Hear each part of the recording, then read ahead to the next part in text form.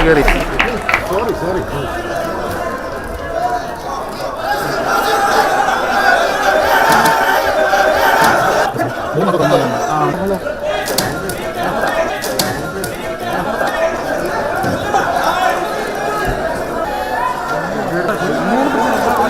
മുമ്പേ ട്രൈപോഡെല്ലാം പോയി.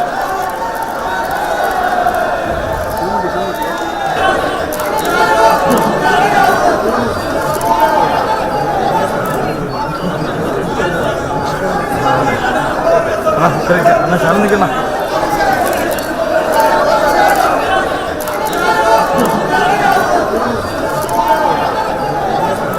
ഇപ്പോൾ നമ്മൾ കണ്ട രംഗമാണ്.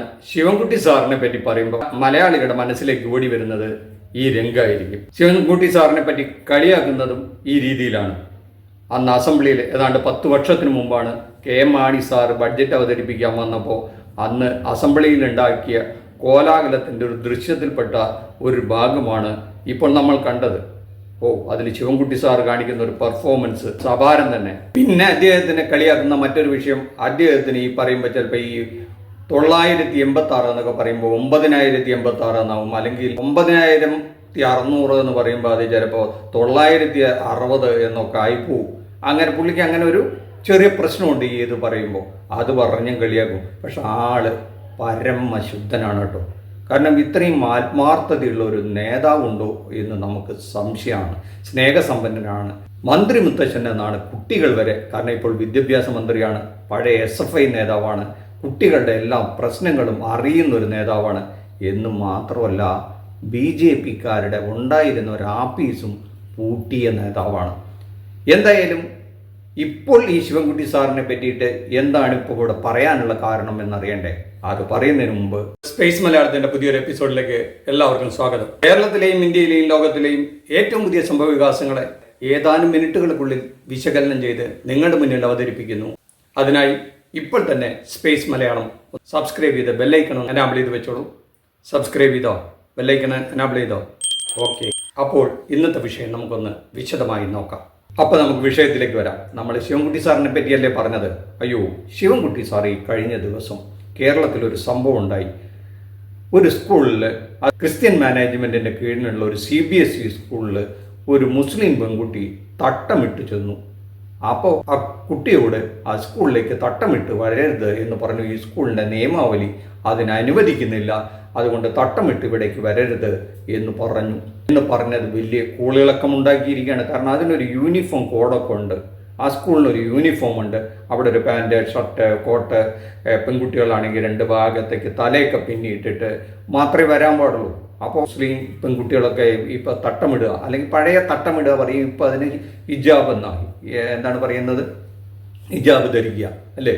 അപ്പോൾ ഹിജാബൊക്കെ ധരിച്ചുകൊണ്ട് വരാൻ ഇവിടെ നിവൃത്തിയില്ല, അങ്ങനെ നമുക്ക് പ്രവേശിക്കാൻ പറ്റില്ല എന്ന് പറയും. പക്ഷെ നമുക്കറിയാം, പ്രത്യേകിച്ച് ഈ മലബാർ മേഖലയിലൊക്കെ വളരെ പണ്ട് തന്നെ മുസ്ലിം പെൺകുട്ടികളെ, മുസ്ലിം സ്ത്രീകളൊക്കെ തലയിൽ ഒരു വസ്ത്രം, ഒരു തുണിയിട്ട് അവരുടെ മുടി മറച്ചിരിക്കും. എന്നാൽ തെക്കൻ കേരളത്തിലൊക്കെ പണ്ട് തന്നെ, ഏതാണ്ട് 10 പതിറ്റാണ്ടുകൾക്ക് മുമ്പ് തന്നെ അവർ കുറേ കൂടെ ഫോർവേഡായിരുന്നു. അവിടുത്തെ കുട്ടികളൊന്നും ആ രീതിയിൽ നടന്നിരുന്നില്ല. അവരൊക്കെ മുടിയൊക്കെ കാണിച്ചാണ് അവിടുത്തെ പല മുസ്ലിം സ്ത്രീകളും പുറത്തിറങ്ങിയിരുന്നത്. പക്ഷേ ഇവിടെ അങ്ങനെയല്ല. പക്ഷെ അവരുടെ വേഷത്തിലൊക്കെ, പ്രത്യേകിച്ചും മുസ്ലിം സ്ത്രീകൾക്കൊക്കെ പണ്ടത്തെ കാലമാണ്. അന്ന് വിദ്യാഭ്യാസ കാര്യം, മുസ്ലിം പെൺകുട്ടികളൊക്കെ വിദ്യാഭ്യാസത്തിന് വിടുന്നത് അപൂർവമായിരുന്നു. വളരെ ചെറുപ്പത്തിലെ കല്യാണം കഴിച്ചു കൊടുക്കും. അത്തരം ചില ദുരാചാരങ്ങളൊക്കെ നിലനിന്നിരുന്നു. അതിനൊക്കെ വലിയ തോതിൽ മാറ്റം വന്നു. അവരിലെ പെൺകുട്ടികളൊക്കെ വലിയ തോതിൽ ഇപ്പോൾ വിദ്യാഭ്യാസം നേടാനും വലിയ തൊഴിലിലൊക്കെ എത്തി തുടങ്ങി. എന്ന് മാത്രമല്ല, ഇപ്പോൾ മലപ്പുറം ജില്ലയിൽ നിന്നാണ് നല്ല റിസൾട്ട് പോലും വിദ്യാഭ്യാസത്തിൽ, ഇപ്പോൾ +2-നായാലും SSLC-ക്കായാലും മറ്റേത് മേഖലയും, നീറ്റ് പോലെയുള്ള പരീക്ഷകളിലായാലും നല്ല റിസൾട്ട് വന്നുകൊണ്ടിരിക്കുന്നത് മലപ്പുറം ജില്ലയിൽ നിന്നാണ്. അവരിപ്പോൾ വളരെ പ്രാധാന്യം കൊടുത്തു തുടങ്ങി. അതുപോലെ ആ വേഷവിധാനത്തിലും മാറ്റം വന്നു. പണ്ടൊക്കെ ഒരു മുണ്ട് ഉടുക്കും, ഒരു ഇറക്കമുള്ള ഒരു ബ്ലൗസ് ഇടും, പുറമേ ഒരു തലയിലൂടെ ഒരു മുണ്ടൊക്കെ ഇട്ട് മടക്കും. അരയിൽ പ്രായമായ സ്ത്രീകളാണെങ്കിൽ ഒരു തരം നെറ്റ് പോലെയുള്ള ഒരു ബെൽറ്റൊക്കെ കെട്ടിയിട്ടാണ് പണ്ടുള്ള സ്ത്രീകളൊക്കെ, മുസ്ലിം സ്ത്രീകൾ നടന്നിരുന്നതാണെന്ന് ഓർമ്മ. അതൊക്കെ നമുക്ക് പഴയ ചിത്രങ്ങൾ, സിനിമകളൊക്കെ കണ്ടറിയും. ഇപ്പോൾ പ്രേംനസീറിൻ്റെയും അല്ലെങ്കിൽ പഴയ ഷീലയുടെയും അല്ലെങ്കിൽ ആ കാലത്തൊക്കെ ഉള്ള പഴയ സിനിമയിൽ അത്തരം വേഷങ്ങൾ ഇപ്പോൾ കാണാൻ കിട്ടും. അതൊന്നും ഇപ്പോൾ ഒരു ഫോട്ടോ പോലും കിട്ടുമോ എന്നുള്ളത് അറിയില്ല. നമ്മുടെ പ്രേക്ഷകരാരെങ്കിലും അവരുടെ കൈവശമുണ്ടെങ്കിൽ അത് തീർച്ചയായും പങ്കുവെക്കുന്നത് നല്ലതായിരിക്കും.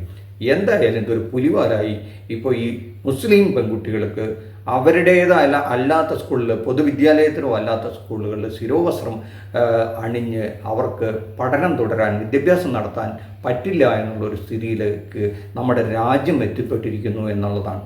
പരാതി വരുന്നു, ആ രക്ഷിതാവിലെ പ്രശ്നമായിട്ട് വരുന്നു, അത് ആ സ്കൂൾ മാനേജ്മെൻറ്റ് വലിയ വിഷയമാക്കുന്നു. മീഡിയയൊക്കെ അതിശക്തമായി ഈ രക്ഷിതാവിനെതിരെ തിരിയുന്നു. രക്ഷിതാവാകട്ടെ അത് രാഷ്ട്രീയം കലർത്തുന്നു എന്നുള്ള ആക്ഷേപം വരുന്നു. SDPI പോലെയുള്ള ചില സംഘടനകൾ അതിൽ ഇടപെടുന്നു. അതിൻ്റെ മതത്തിൻ്റെ ഒരു വർഗീയത കലരുന്നു, അത് ഏറ്റുപിടിക്കുന്നു. അതിൻ്റെ PTA പ്രസിഡൻ്റ് ആണെങ്കിൽ മറ്റേതോ ഒരു മതത്തിന് വേണ്ടിയിട്ട് താല്പര്യങ്ങൾക്കൊക്കെ വേണ്ടി നിലകൊണ്ടുവന്നും അതിരൂക്ഷമായി ഗവൺമെൻറ്റിനെയും വിദ്യാഭ്യാസ മന്ത്രിയെയും, കാരണം വിദ്യാഭ്യാസ മന്ത്രി ശിവൻകുട്ടിയിൽ ഒരു സ്റ്റാൻഡ് എടുത്തു. അവിടെ ആ കുട്ടിയുടെ ആഗ്രഹം എന്താണോ, ശിരോവസ്ത്രം വന്ന് ധരിച്ച് വരാനാണെങ്കിൽ അത് നടപ്പിലാക്കണം, അത് അനുവദിക്കണം എന്നും മാനേജ്മെൻറ്റിനോട് പറയുന്നു. കാരണം ആ കുട്ടിയുടെ പിതാവ് ഒരു പരാതി കൊടുത്താൽ വിദ്യാഭ്യാസ മന്ത്രി എന്നുള്ള നിലയ്ക്ക് അത്തരമൊരു സ്റ്റാൻഡ് ഒരു മതേതര രാജ്യത്ത് മതേതര ഗവൺമെൻറ്റിന് എടുക്കാൻ പറ്റുള്ളൂ. അർത്ഥം നമ്മുടെ നാട്ടിൽ എല്ലാ മതവിഭാഗങ്ങളും ഉൾക്കൊള്ളുന്ന ഒരു സമൂഹമാണ്, നാനാത്വത്തിൽ ഏകത്വമാണ്. അപ്പോൾ ഒരു ചന്ദനക്കുറിയിട്ടിട്ട് ഒരു ഹിന്ദു കുട്ടി ഒരു ക്രിസ്ത്യൻ മാനേജ്മെൻറ്റിൻ്റെ സ്കൂളിലേക്ക് വരാൻ പാടില്ല എന്ന് പറഞ്ഞാൽ വലിയ അപകടമുണ്ടാക്കുന്നതാണ്. നാളെ ഉണ്ടാക്കാൻ പോകുന്ന ഒരു തീവ്രത എന്ന് ആലോചിച്ച് നോക്കും അതിൻ്റെ. അല്ലെങ്കിൽ ഒരു ക്രിസ്ത്യൻ കുട്ടി ഒരു കൊന്ത ധരിച്ചോ അല്ലെങ്കിൽ ഒരു കുരിശുമാലയിട്ടോ ഒരു ഹിന്ദു മാനേജ്മെൻറ്റിൻ്റെ സ്കൂളിലേക്ക് വരാൻ പാടില്ല എന്ന് പറഞ്ഞാൽ അത് വലിയ പ്രശ്നങ്ങൾ സൃഷ്ടിക്കും. നമ്മുടെ രാജ്യം പതിറ്റാണ്ടുകൾക്ക് മുമ്പ് അങ്ങനെ ആയിരുന്നതേയില്ല. എവിടുന്നാണ് ഇതൊക്കെ പെട്ടെന്ന് പൊട്ടിപ്പുറപ്പെട്ടതെന്ന് അറിയില്ല. അപ്പോൾ എവിടെയൊക്കെയോ ചില താല്പര്യങ്ങൾ പ്രവർത്തിക്കുന്നുണ്ട് എന്നുള്ള കാര്യത്തിൽ തർക്കമില്ല.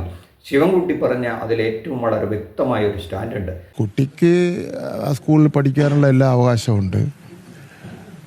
കുട്ടി എന്ത് കാരണത്തിൻ്റെ അടിസ്ഥാനത്തിലാണ് സ്കൂൾ വിട്ട് പോകുന്നത് എന്നുള്ള കാര്യം പരിശോധന വിധേയമാക്കേണ്ടതായിട്ടുണ്ട്. ഒരാഴ്ചക്കാലമായി ആ കുട്ടി അനുഭവിക്കുന്ന മാനസികമായിട്ടുള്ള സമ്മർദ്ദം എത്രമാത്രമാണ്? അങ്ങനെ ഒരു പെൺകുട്ടി ഒരു കൊച്ചു മോളോട് അങ്ങനെ പെരുമാറാൻ വേണ്ടി പാടുണ്ടോ? ഇതെല്ലാം ചെറിയ തോതിൽ തന്നെ അവിടെ ചർച്ച ചെയ്ത് തീർക്കേണ്ട പ്രശ്നമാണ് വഷളാക്കി കൊണ്ടുപോകുന്നത്. ഒരു കാര്യം ഞാൻ വ്യക്തമാക്കുന്നത്, ഒരു കുട്ടിയുടെ പ്രശ്നമാണെങ്കിലും ആ കുട്ടിക്ക് സംരക്ഷണം കൊടുക്കുക എന്ന നിലപാട് തന്നെയാണ് ഗവൺമെൻറ്റിൻ്റെ നിലപാടെന്ന് പറയുന്നത്.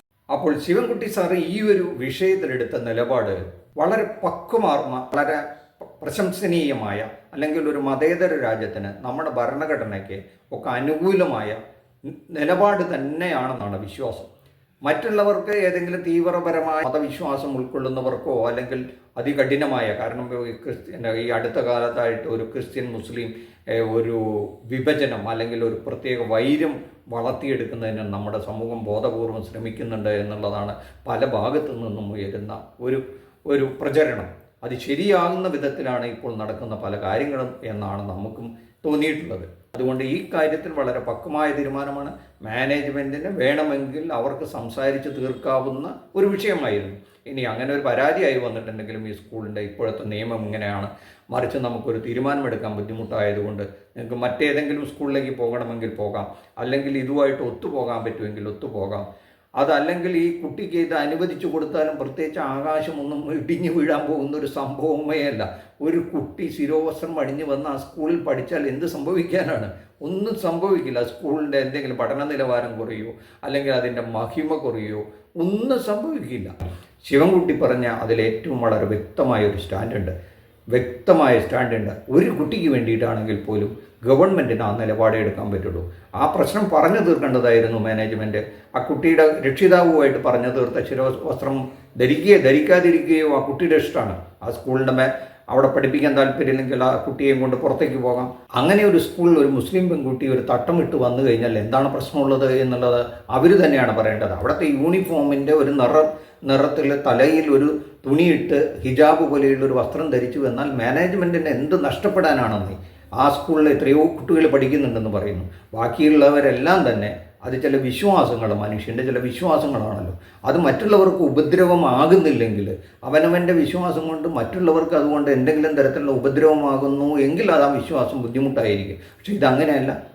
ഒരു കുട്ടി തലയിൽ ഒരു തുണിയിട്ട് ചെന്നാൽ, അല്ലെങ്കിൽ ഒരു ഹിജാബ്, തുണി എന്ന വാക്ക് ഞാൻ ഇവിടെ ഉപയോഗിച്ച് തെറ്റാണെങ്കിൽ ക്ഷമിക്കണം, കാരണം ഹിജാബ് എന്നുള്ള അർത്ഥത്തിലാണ് ഉദ്ദേശിക്കുന്നത്. ശിരോവസ്ത്രം ധരിച്ചിട്ട് ചെന്നാൽ എന്താണ് കുഴപ്പം? അതിലെ വിരോധാഭാസം മന്ത്രി പറഞ്ഞത് തന്നെയാണ്. എന്താണ് മന്ത്രി പറഞ്ഞതെന്നും കൂടെ നമുക്കൊന്ന് കേട്ടു നോക്കാം. ഇവിടെ നമുക്ക് കാണാൻ ഒരു അത്ഭുതകരമായ കാര്യമാണ്. ശിരോവസ്ത്രം ധരിച്ചുകൊണ്ടുള്ള നിൽക്കുന്ന ടീച്ചറാണ് പിന്നെ കുട്ടിയോട് പറഞ്ഞത് ശിരോവസ്ത്രം ധരിക്കാൻ വേണ്ടി പാടില്ല എന്ന്. അതൊക്കെ ഒരു വിരോധാഭാസമായിട്ട് മാത്രമേ നമുക്ക് കാണുന്നതിന് വേണ്ടി പിന്നെ കഴിയുകയുള്ളൂ. സത്യമാണ്, കേട്ടില്ലേ നിങ്ങൾ?